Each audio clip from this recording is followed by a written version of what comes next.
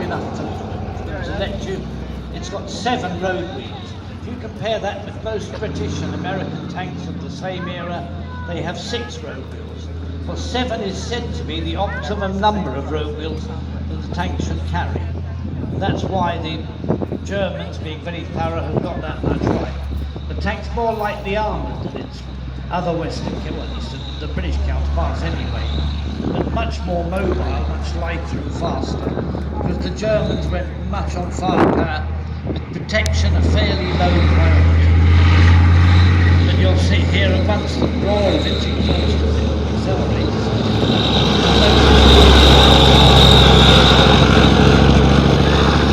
That rumble of that thumping great MTU diesel engine in the back there, that was the key, because the Germans again went in the opposite direction of Britain after the Second World War. Their lesson from all those heavy German tanks like the Tiger, the Panther, the King Tiger, they thought no, they wanted to go in a different way. They wanted to go for mobility.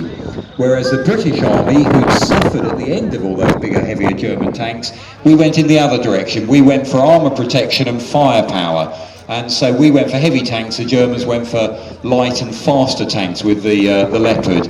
And where the Germans have been very clever in the Leopard family is they've kept that level of mobility up, but over the years, different models of the tank, they've added the armour protection.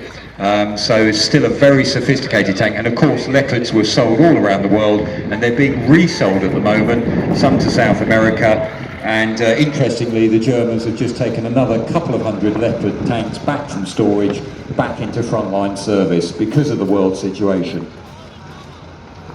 Now the next tank, we've tried to make this as international a display as possible. And for the minute you've got a Swiss tank going round, that's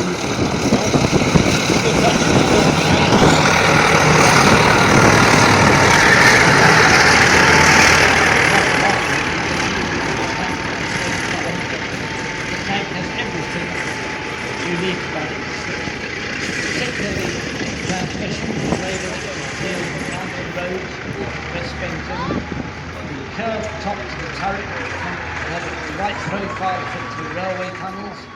It's armed with the British 105mm gun, has the 8-cylinder MTU engine in the back, and it has quite a weird suspension system.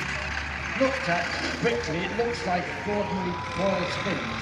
In fact, it's made up of a load of washers, spring washers, stacked on top of one another, which gives it that unique suspension system.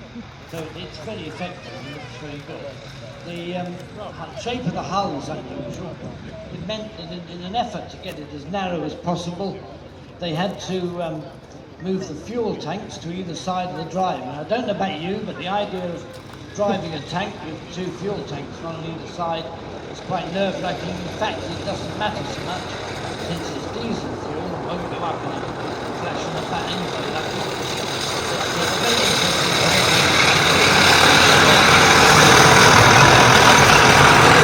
Switzerland, of course, acting as a very cheap arms industry, despite the sort of squeaky clean front that they put out to the world.